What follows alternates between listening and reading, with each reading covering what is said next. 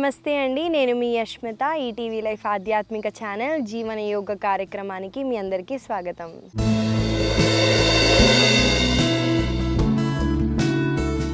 ఎలా ఉన్నారండి మీరంతా? నేనైతే చాలా బాగున్నాను.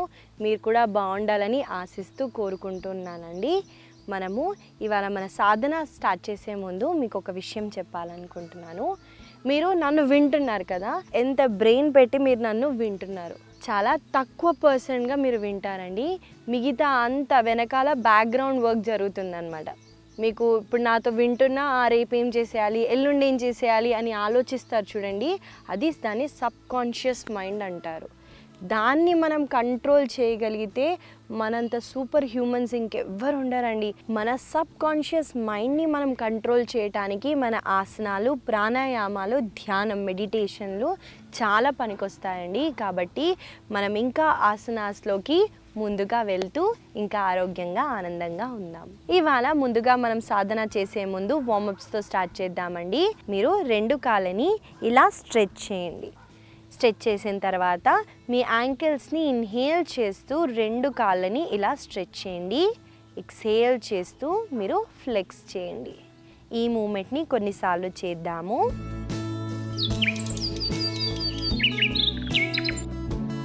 ఒక బ్యూటిఫుల్ స్మైల్తో కంటిన్యూ చేయండి.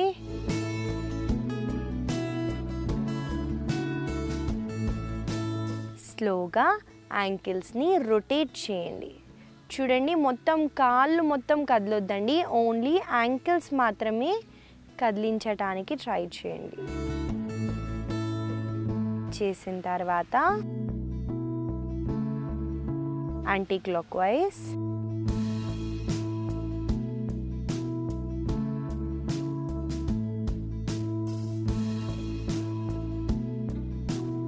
ఇంకా స్లోగా రిలాక్స్ అవ్వండి.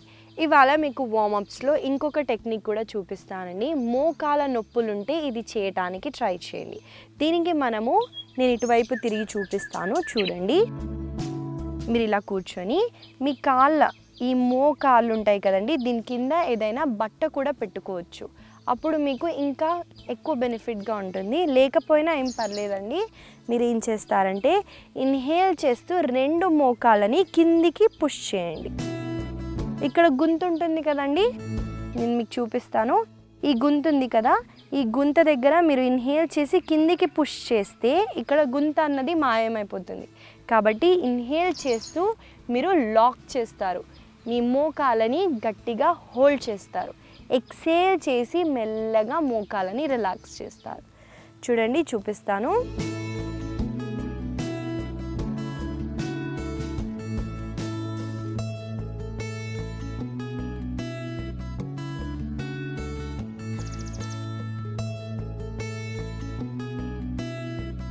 చూడండి, ఈ మూమెంట్ చేస్తే నా కాళ్ళ పై భాగం మాత్రమే కదులుతుంది. చూడండి,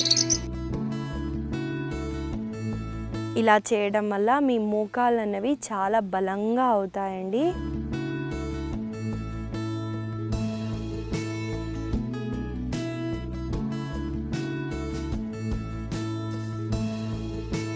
స్లోగా రిలాక్స్ అవ్వండి. నెక్స్ట్ మూమెంట్ మన వేస్ట్కి చేద్దామండి. దానికి ఇలా సుఖాసనాలు కూర్చొని ఇన్హేల్ చేస్తూ కొంచెం వెనక్కి వెళ్ళి ఎక్స్హేల్ చేస్తూ ముందుగా ఇలా కుడి వైపున వెళ్తూ మళ్ళీ సెంటర్కి వచ్చేసి ఎంతైతే అంత కిందికి వెళ్ళండి. తర్వాత ఎడమ వైపుకి వస్తూ మళ్ళీ ఇన్హేల్ చేస్తూ పైకి వచ్చేసి ఎక్స్హేల్ చేస్తూ డౌన్. ప్రతి ఒక్క ఎక్సలేషన్తో ఎంతైతే అంత కిందికి వెళ్ళటానికి ట్రై చేయండి. ఈ మూమెంట్ని కొన్నిసార్లు చేద్దాము.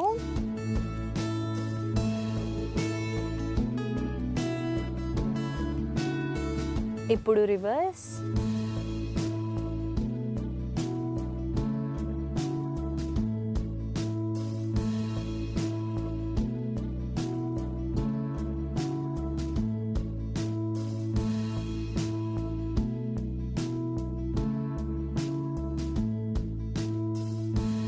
స్లోగా సెంటర్కి వచ్చేసి రిలాక్స్ అవ్వండి. ఇప్పుడు మన షోల్డర్స్ మీద వర్క్ చేస్తామండి. రెండు చేతుల్ని ఇలా ముందుకి పెడుతూ ఇన్హేల్ చేస్తూ రెండు చేతుల్ని ఇలా మంచిగా ఓపెన్ చేయండి. పైకి చూడండి. ఇలా చేయటం వల్ల ఇక్కడ మీ భుజాల పైన ఇంకా మీ మెడ దగ్గర కూడా మీరు వర్క్ చేస్తున్నట్టండి. మళ్ళీ ఎక్స్హేల్ చేస్తూ 2 చేతుల్ని ఇలా దగ్గరికి తీసుకొచ్చి మెడని కిందికి వంచండి. కంటిన్యూ చేయండి.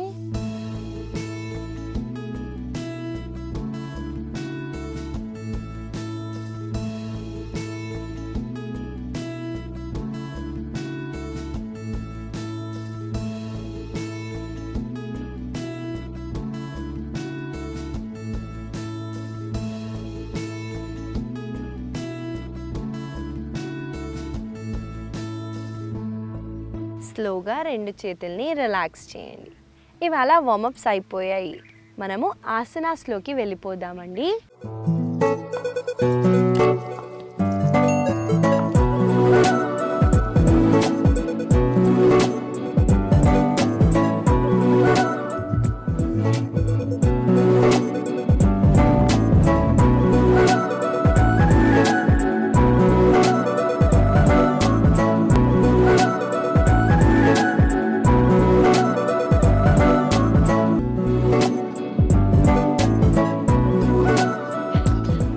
ముందుగా మనం చేయబోయే ఆసన పేరు వీరభద్రాసన 1.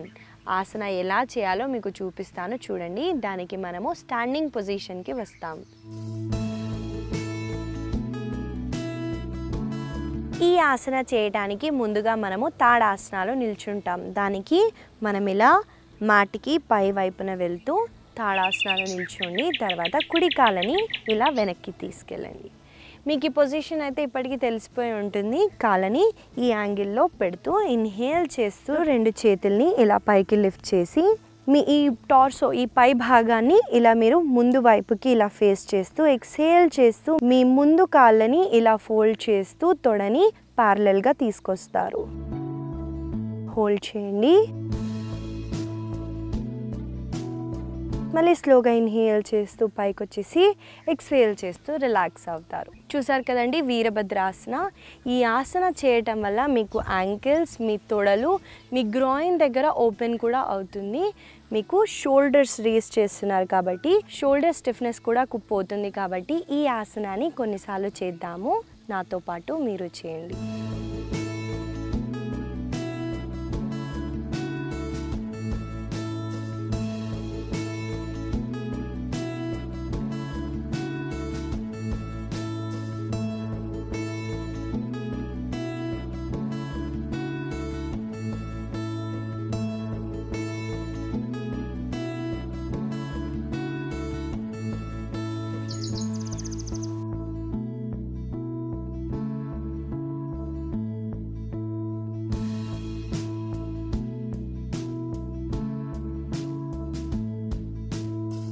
స్లోగా చేతులని రిలాక్స్ చేస్తూ ఇక్కడే కాళ్ళని ఇలా చేంజ్ చేయండి.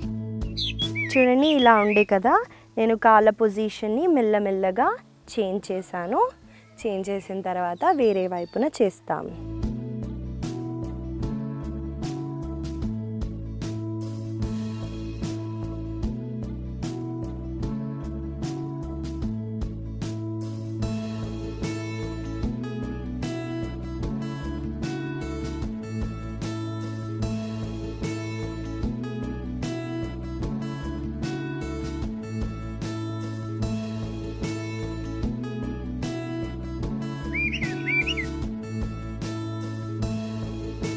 స్లోగా చేతులని కాళ్ళని రిలాక్స్ చేయండి. తర్వాత చేయబోయే ఆసన పేరు మేరుదండాసన. ఈ ఆసన చేయటానికి మనము దండాసనాలో కూర్చోవాలి. మేరు అంటే మన వెన్నుముక్క అండి. ఈ ఆసన మన వెన్నుముక్కకి చాలా బెనిఫిట్ ఇస్తుంది కాబట్టి ఈ ఆసనాన్ని చేసేద్దాం.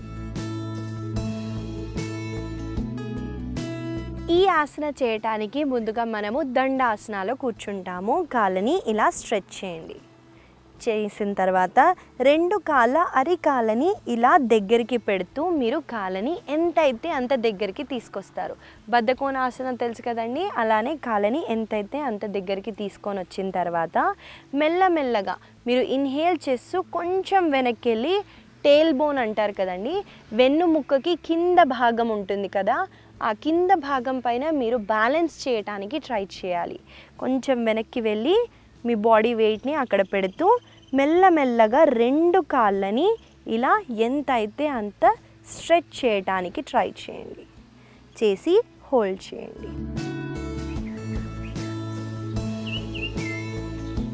మళ్ళీ స్లోగా సెంటర్కి వచ్చేసి చేతుల వేళ్ళని మెల్లగా వదలండి. ఈ ఆసన చేయటం వల్ల మీకు ఆమ్స్ట్రింగ్స్ దగ్గర, మీ గ్రాయిన్ దగ్గర ఓపెనింగ్ అవుతుందండి. ఇంకా మీరు బ్యాలెన్స్ చేయటం ఈజీగా అవుతుంది. కాబట్టి ఈ ఆసనాన్ని కొన్నిసార్లు చేద్దాం. ఈ ఆసన చేసేటప్పుడు మీ 2 కాళ్ళు ఒకటేసారి స్ట్రెచ్ చేయటం రాకపోతే మీరు ఒక కాల్ని ముందుగా స్ట్రెచ్ చేసి హోల్డ్ చేయండి. కానీ స్పైన్ని మాత్రం ఇలా వెనక్కి వెళ్ళిపోకుండా ముందుకే పెట్టడానికి ట్రై చేయండి. దాని తర్వాత ఇంకో కాళ్ళతో మీరు చేస్తారు. మెల్లమెల్లగా 2 కాళ్ళతో మీరు చేయటానికి ట్రై చేయండి. ఈ ఆసనాన్ని కొన్నిసార్లు చేద్దాము. నాతో చేయండి.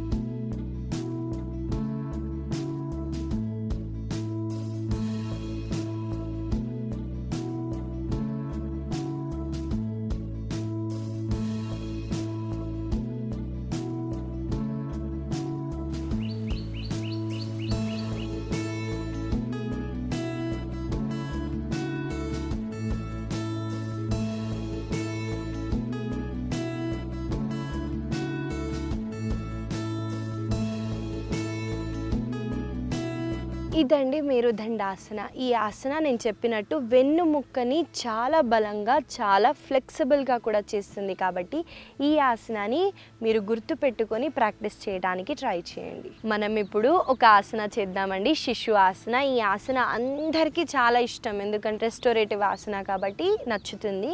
ఇక్కడ మనము ఒక మూమెంట్ చేద్దాము. ఆ మూమెంట్ చేయటం వల్ల కూడా మన సైడ్ ఫ్యాట్ అన్నది పోతుందండి. ఎలా చేయాలో చూపిస్తాను చూడండి. ముందుగా మనము కాళ్ళని ఇలా ముందుకి స్ట్రెచ్ చేసి ఒక కాళ్ళని మీరు ఫోల్డ్ చేస్తూ ఇంకో కాళ్ళని కూడా మీరు ఫోల్డ్ చేసి వజ్రాసనాలో కూర్చుంటారు. కూర్చున్న తర్వాత నేను అటువైపు తిరిగి చూపిస్తానండి, మీకు అర్థమవుతుంది. మీరు ఇలా వజ్రాసనాలో కూర్చొని ఇన్హేల్ చేస్తూ 2 చేతుల్ని పైకి లిఫ్ట్ చేసి ఎక్స్హేల్ చేస్తూ మీరు కిందికి బెండ్ అవుతారు. మీరు మెల్లమెల్లగా ఎక్స్హేల్ చేస్తూ మీరు బెండ్ ఫార్వర్డ్ అవుతూ మీ నుదురుని మీ మ్యాట్కి ఆనిస్తారు. ఇది అందరికీ తెలుసండి, శిశు ఆసన. ఇక్కడ మనం ఏం చేస్తామంటే మెల్లమెల్లగా చేతులతో కుడి వైపున ట్విస్ట్ అవుతాం. చూడండి, నేను మెల్లమెల్లగా నా చేతులతో కుడి వైపున వెళ్తున్నాను.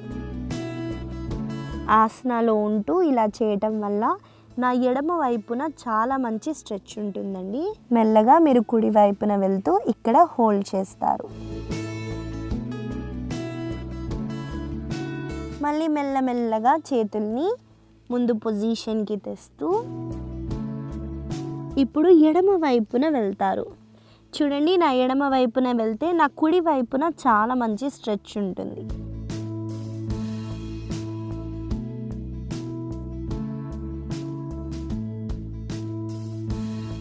మళ్ళీ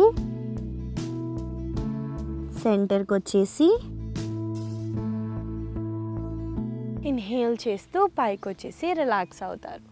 చూసారు కదండి, చాలా రెస్టింగ్గా ఉంటుంది ఈ ఆసన. ఈ ఆసన నేను చెప్పాను కదా, బెనిఫిట్స్ శిశు ఆసనకి చాలా ఉంటాయండి. ఆ ఆసనతో పాటు మనము సైడ్ స్ట్రెచ్ చేస్తున్నాం కాబట్టి ఇక్కడ కొవ్వు ఉంటే అది కరిగించవచ్చు. కాబట్టి ఈ ప్రాక్టీస్ని కొన్నిసార్లు చేద్దాము. నాతో పాటు మీరు చేయండి.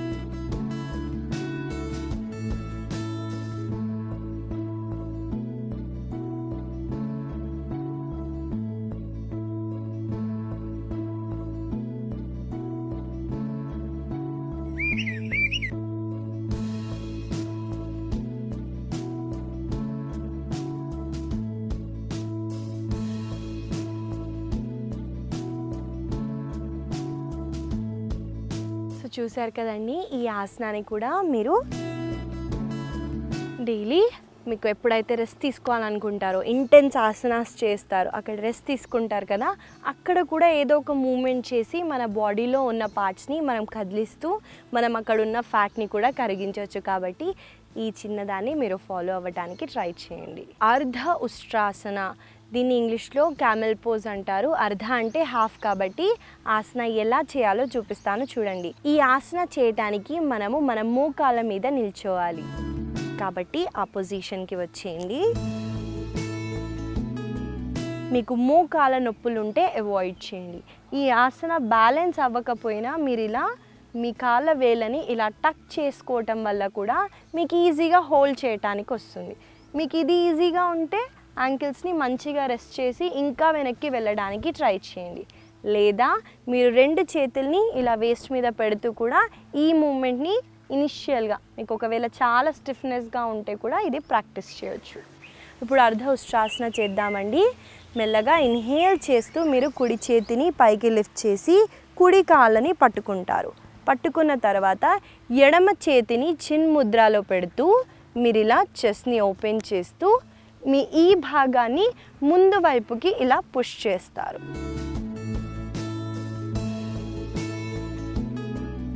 మళ్ళీ స్లోగా ఎక్స్హేల్ చేస్తూ ముందుకు వచ్చేసి మళ్ళీ ఇన్హేల్ చేస్తూ ఇప్పుడు ఎడమ వైపున.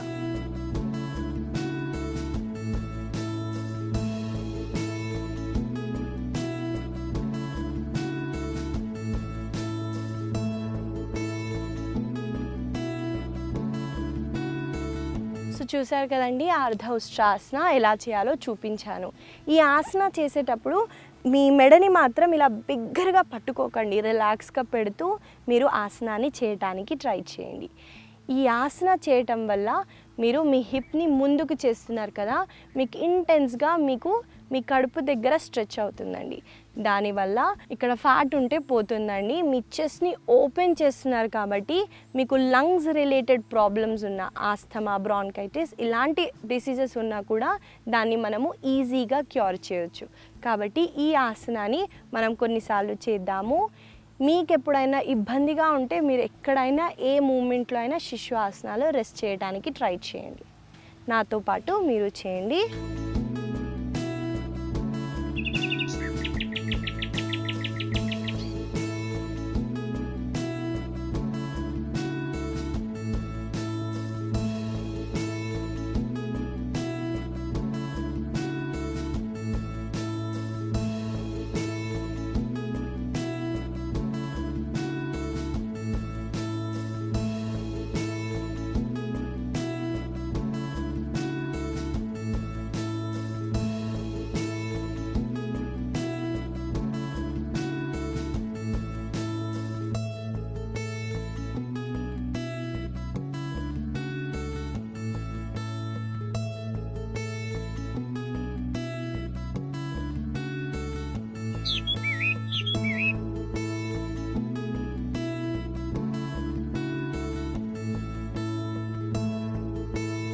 స్లోగా ఇన్హేల్ చేస్తూ పైకి వచ్చేసి ఎక్స్హేల్ చేస్తూ రిలాక్స్ అవుతారు.